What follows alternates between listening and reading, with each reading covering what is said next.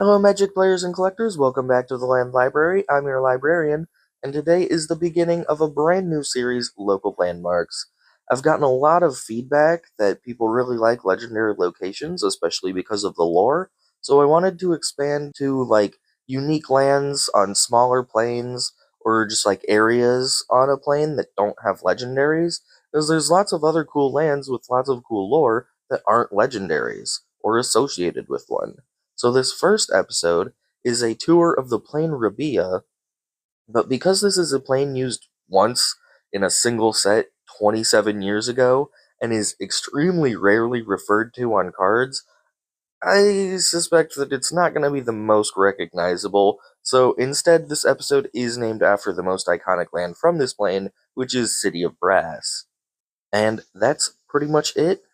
Let's get into it. Since this is the first episode of the series, I want to establish a couple things about what this series is going to cover. So first off, I'm only going to include places that have a land card. So a place like, I'm going to butcher this, but the Forest of Faadia, despite being on this plane, doesn't have any land cards and is just referenced on a single creature card. So other than me mentioning it here as what will not be covered, it's not going to be involved. And secondly, only lands that are an actual unique place will be included, so lands like Desert and Oasis are much too generic and are also out. That being said, I'll immediately break Rule 2 on a technicality, because around 70 to 100 AR, a mysterious event happened to Rabiah called the Thousandfold Refraction, where 1,000 copies of it were split off, making a total of 1,001 identical copies of Rabiah, which means that any locations that were there before the refraction, such as City of Brass, are technically not unique and are one of 1,001, but it was a unique location, so I feel like it's still gonna be fair to include it. And now, before getting into the landmarks themselves, let's talk about the plane a little bit. Rabiah is a desert plane, which isn't a special thing like an adventure plane, it just means that the whole thing has one terrain, and that terrain is desert. There's unfortunately not a lot of history for Rabiah, except for the previously mentioned thousandfold refraction, and that may be because all of the versions started becoming unique after the split, each progressing independently from each other.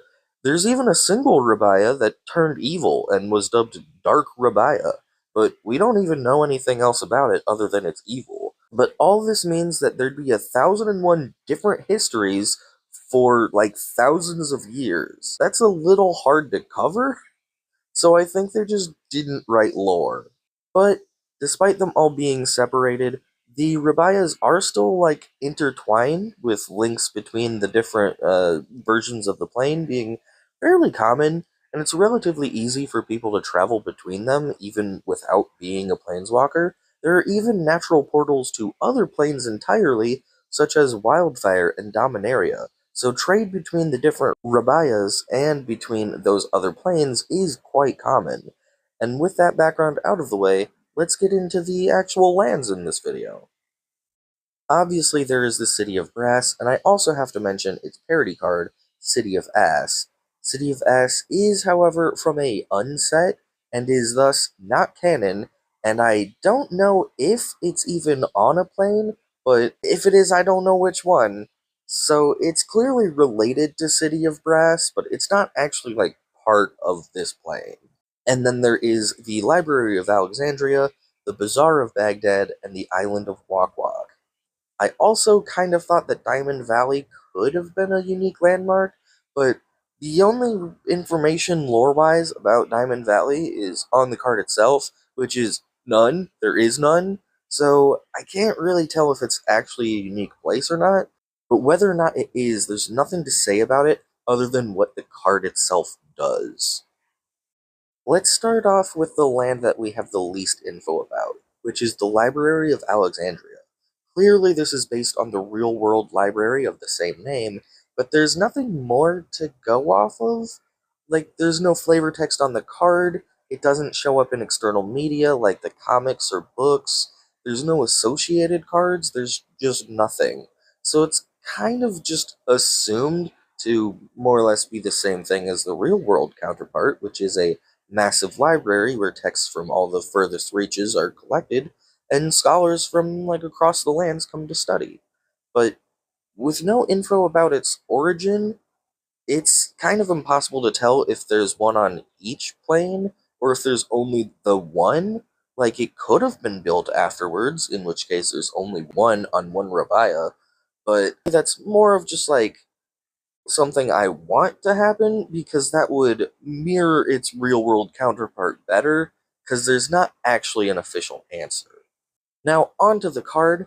Library of Alexandria is a land that produces colorless mana, but can also be tapped to draw a card, but only while you have 7 cards in your hand, which might be a bit harder to get value from late game, but is super easy in the first few turns to get great value out of. With no extra costs, just that tap, and only that 7 card restriction, is like one of the cheapest, easiest extra draws ever early game, potentially giving a massive card advantage in the first few turns, or maybe even more turns if the situation is right. This super free card draw and potential for getting a crazy early game advantage has earned this amazingly strong land a spot on the ban list and quite the hefty price tag.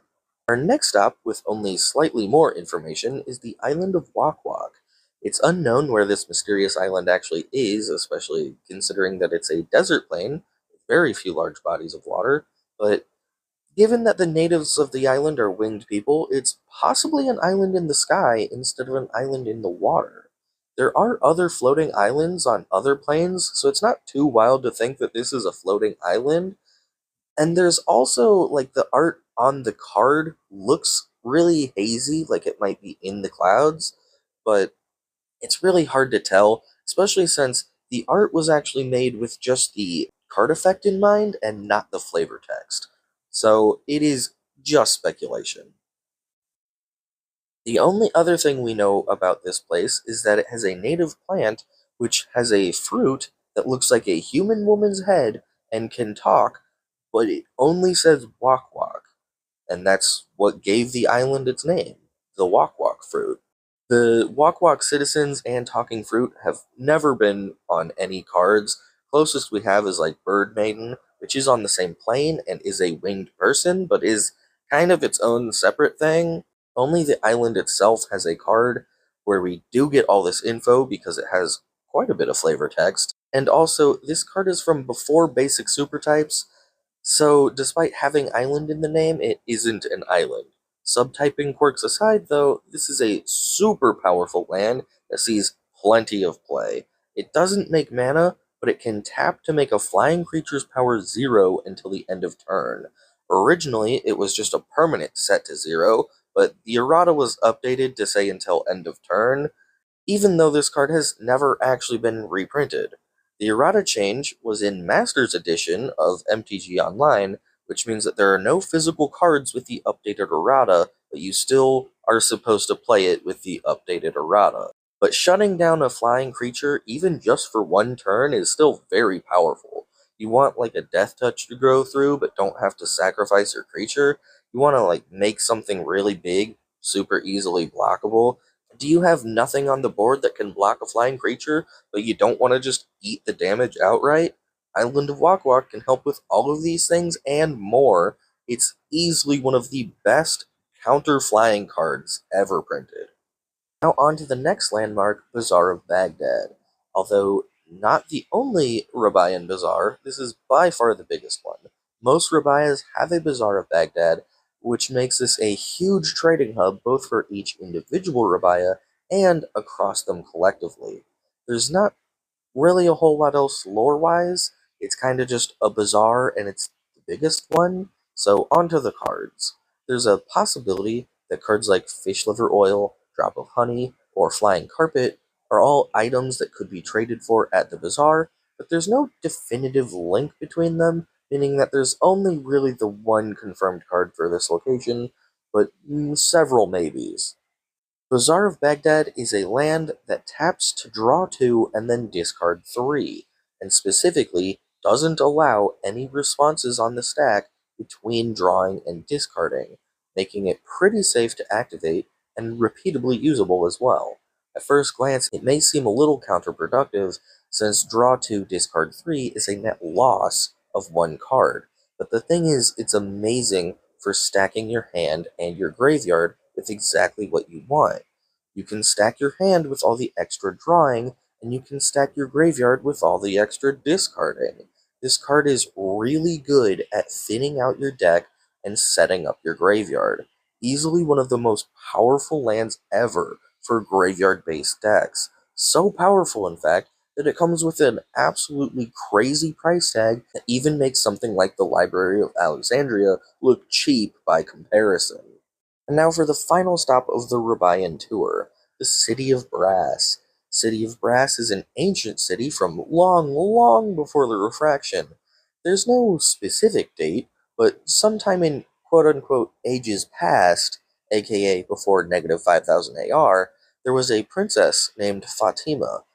She was extremely rich and powerful, not only politically being a princess, but also very gifted in magic. And after her father died, she became the most powerful woman on the entire plane, no longer being subject to any man, and valued this freedom above all else. So when she took a lover, she made him promise to never try to marry her, as she refused to be tied down to any man. But all good things must come to an end, because her lover, Alabin, broke his promise and proposed anyway. Furious about him breaking that promise, she raged about it for days, and when she finally calmed down, she decided to just leave. She no longer wanted to be around Alabin, or men, or the society at all. She wanted an isolated, inhospitable place as hot as her fury, where nobody would dare disturb her, and she started to create the City of Brass with her magic. As the city grew, so did her magic, to the point where she could walk through even the plains themselves with ease, and took her city to the edge of Rabiah. And while not explicitly stated in the story, I believe it's implied that she moved the city by planeswalking it, which would be a ridiculously powerful feat, since the larger an object is, the harder it is to planeswalk with it. So an entire city would be pretty damn difficult. After several years of solitude, Fatima became pretty lonely, but still not wanting to return to her old life and society, she created the Brass Men to populate the city. Over the following eons, the inhospitable city became home to many Freet and Jinn that enjoyed the immense heat of the city. Everyone Fatima ever knew was long dead, but she never did come back, and legends grew about the scorching city of brass on the edge of Rabiah, where Fatima still resides. And I do suspect that even though the city of brass would have been refracted, Fatima wouldn't have been. Normal people for sure were refracted, but the only other planeswalker from Rabiah, Taysir, who was born only slightly before the refraction, was split into 5. So I highly doubt an ancient planeswalker as powerful as Fatima would have been split if even a literal baby was only split into 5. And now on to the card. City of Brass was the first ever land that could make all colors of mana, and it does so at the cost of 1 life every time it's tapped. Not when you tap it for mana, just when it becomes tapped. Flavor-wise, this fits pretty well because calling on the City of Brass for mana would be pretty powerful, but would, probably physically hurt you to do so. And mechanically is a very balanced trade-off. This card has seen many reprints and sees huge amounts of play in all its legal formats, being a staple for almost 30 years now. And it being that old, it was printed before legendaries were a mechanic. It probably should be a legendary flavor-wise, maybe not mechanically though, and the thousandfold refraction was added to Rabian history after legendaries were introduced to add an in-universe explanation for why something like City of Brass, which definitely should be a legendary, isn't one. But if it was a legendary, it'd be an easy S tier. On the other hand, its only associated card, Brass Man, is definitely not. It's a 1 cost, 1/3 artifact creature that doesn't untap unless you pay 1 mana at the beginning of your untap phase. It's an okay early game blocker for an artifact deck, but that's kind of it. And that's it for the landmarks of Rabiah. This plane is a little sparse on the lore, but that's just kind of a side effect of being one of the earliest sets to come out. It was made before there was really an overarching story. It was the very first expansion set, so I don't think they really intended for there to be much lore for this set, and a lot of it was added later retroactively to explain some stuff. But at least we have really cool lore for City of Brass. If you've made it this far in the video, please drop a like for turn and subscribe for more Landfield content. If I missed anything, got anything wrong, or you just have questions, let me know in the comments, and I'll see you in the next local landmarks with the plane Mirrodin.